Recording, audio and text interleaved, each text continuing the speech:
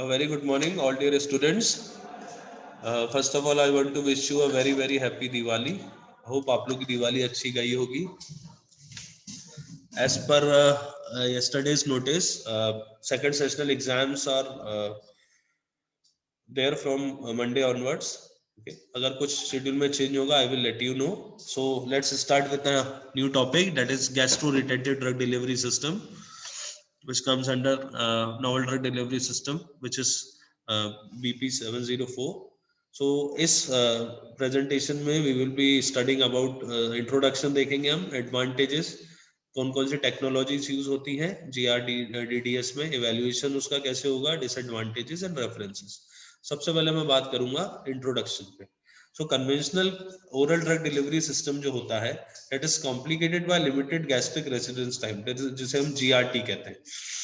Rapid GI transit can prevent complete drug release in absorption zone and reduce the efficacy of the administered dose, since the majority of the drugs are absorbed in stomach or the upper part of the small intestine.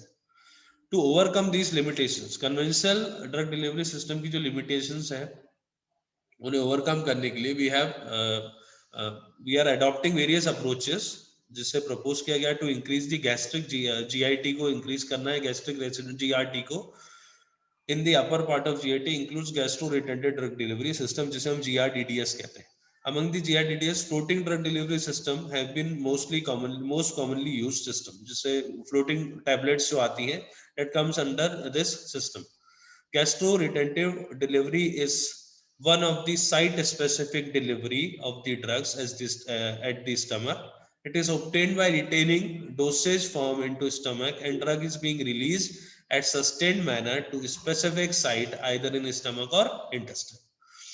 जब हम देखेंगे conventional release को, आप देख सकते हो यहाँ पे दो डायग्राम आपको देख रहे हैं, ठीक है. एब्जॉर्प्शन विंडो है और GRDDS में आप देख रहे हो, तो देयर इज अ डिफरेंस, ठीक है. एब्जॉर्प्शन जो विंडो रहेगा वो GRDDS में काफी बढ़ जाता है in comparison to conventional release में. एडवांटेजेस देखो, to delivery of drugs with narrow absorption window in small intestine region, longer residence time in the stomach could be advantages for local action in the stomach. For example, treatment of peptic ulcer की अगर हम बात करें, bioavailability आप improve कर सकते हो by using this type of delivery system. Frequency of dosing को आप reduce कर सकते हो and can that definitely will comply the patient compliance. Minimize the fluctuation of drug concentration, site specific drug delivery होती है ये, and it enhances the pharmacological effects. Candidates जो कि एलिजिबल हैं फॉर GRDDS, ऐसे candidate for an example antacids हैं that are drugs acting locally in the stomach, drugs that are principally absorbed in the stomach, drugs that are poorly soluble at the alkaline pH, drug with a narrow window of absorption जैसे furosemide है, drug absorbed readily from the GI tract, drug with variable bioavailability and drug with less half life. ये ऐसे drugs जो इन criteria को follow करते हैं वो सारे they are eligible for GRDDS. Gastroretentive technologies की बात करें तो there are two types of system. पहला होता है नॉन एफरवेसेंट सिस्टम, दूसरे होता है एफरवेसेंट सिस्टम. एफरवेसेंट सिस्टम को फर्दर क्लासिफाई किया गया into 4 types. Low density system, जिसे हम फ्लोटिंग ड्रग डिलीवरी कहते हैं. सॉल्युबल या एक्सपेंडेबल सिस्टम्स हो जाते हैं, म्यूको एडेसिव सिस्टम हो जाते हैं, और हाई डेंसिटी सिस्टम्स हो जाते हैं. सबसे पहले लो डेंसिटी या फ्लोटिंग ड्रग डिलीवरी की बात करेंगे तो floating drug delivery that is retained in the stomach, useful for poorly water soluble or unstable in intestinal fluid drugs. Bulk densities की जो रहती है that is less than the GI fluid, so remain buoyant in the stomach without affecting the gastric emptying rate for prolonged period of time. Drug release slowly at the desired rate from the system. Floating, जैसा कि नाम है float करना, तो यहाँ पे जो floating tablet की अगर हम बात करेंगे, जब हम फ्लोटिंग टैबलेट लेंगे तो वो फ्लोटिंग टैबलेट जाके GI फ्लूइड पे जाके फ्लोट करेगी और वहां से धीरे धीरे ड्रग रिलीज होता रहेगा. एडवांटेजेस की बात करें फ्लोटिंग ड्रग डिलीवरी के, so drugs those are primary absorbed in the stomach, poorly soluble at an alkaline pH, narrow window of absorption and degrade in the colon.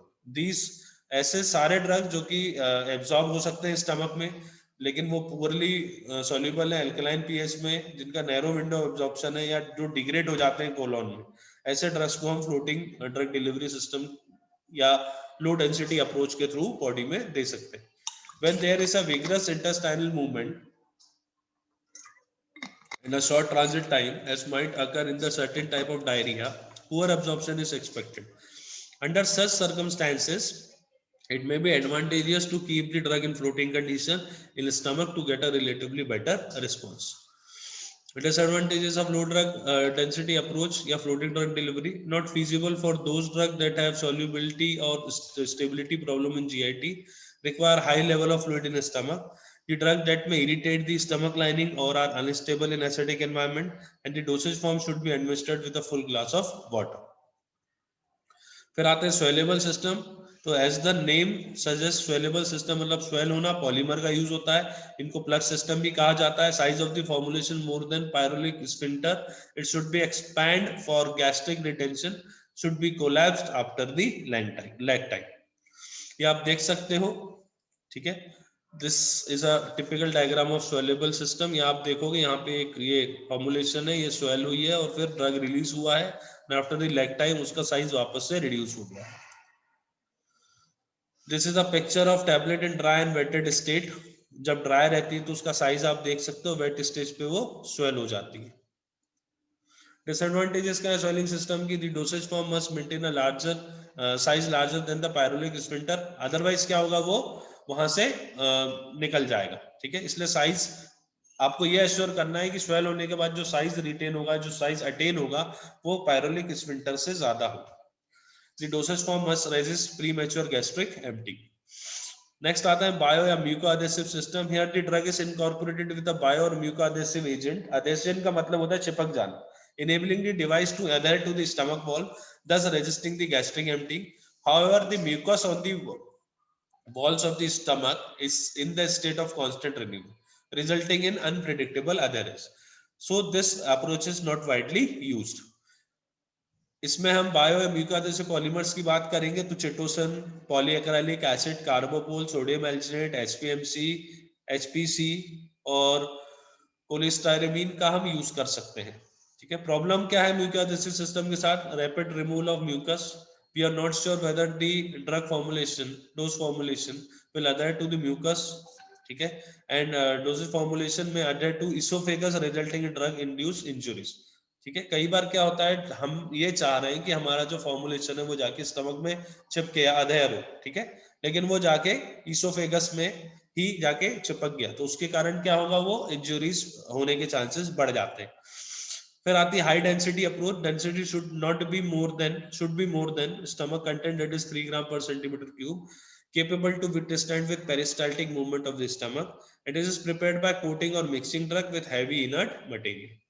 Diluent such as barium sulphate, जिसकी density 4.9 रहती है, zinc oxide है, titanium dioxide है, iron powder है. They can be used to manufacture such high density formulations. Problem with high density approach: higher amount of drug requirement होती है. Dosage form must stand with peristaltic movement of the stomach. Evaluation की बात करें तो hardness, friability, diameter, weight variation and drug content. Dissolution studies as usual, 0.1 normal HCl, temperature, RPM वैसे ही रहेगा. Sample analysis हम करेंगे यूवी में, ठीक है. इन विट्रो म्यूकोएडहेशन अगर आपको देखना है तो इसमें आप USP type 6 that is rotating cylinder apparatus का यूज करेंगे. मीडियम वही रहेगा, टेम्परेचर वही रहेगा. आरपीएम जो कि 50 to 100 था, यहाँ पे 100 हो जाएगा. लैग टाइम की बात करेंगे तो मेजरमेंट रहेगा in the same, 0.1 normal HCL, pH रखेंगे 1.2, temperature same. Apparatus USP type 2 dissolution apparatus use होगा. अब tablet is placed in a beaker containing 100 to 200 ml dissolution medium, and the time for a tablet to emerge on the surface of the dissolution medium is known as the lag time. Evaluation में आगे बढ़ते हैं. floating time: after achieving the lag time, the time taken for a tablet to remain float on the surface of the dissolution medium is called floating time. Water uptake: USP type 2 dissolution apparatus, water रहेगा, temperature RPM 50 रहेगा. इसका percentage निकालोगे, weight of solid tablet minus initial weight of tablet upon initial weight of tablet into 100. That will give you the percentage of water uptake. In vitro mucoadhesive strength की बात करें तो यहाँ पे एक असेंबली आप देख सकते हो. इसमें ए है upper glass plate, B is the lower glass plate, pulley है, थ्रेड है और pan. It is not recommended. जब हम लिमिटेशंस की बात करेंगे GRDDS के, तो it is not recommended for drugs which are unstable at gastric acidic pH. insoluble or very soluble, low soluble drugs, and drugs which causes the gastric irritation. For floating, the high level of fluid is required in GIT. Also, sleeping condition is favorable for the better results of gastroretentive drug delivery system. Biogenesis systems cannot prevail longer due to high turnover rate of mucus layer and presence of soluble mucin. Swelling system की बात करें, it is necessary that the formulation should not exit before the appropriate swelling. For high density system, high amount of drug is required. These all are limitations of different systems. So these are the references. Okay, thank you for today class. आपको कोई भी confusion हो, please let me know. Thank you. Have a nice day.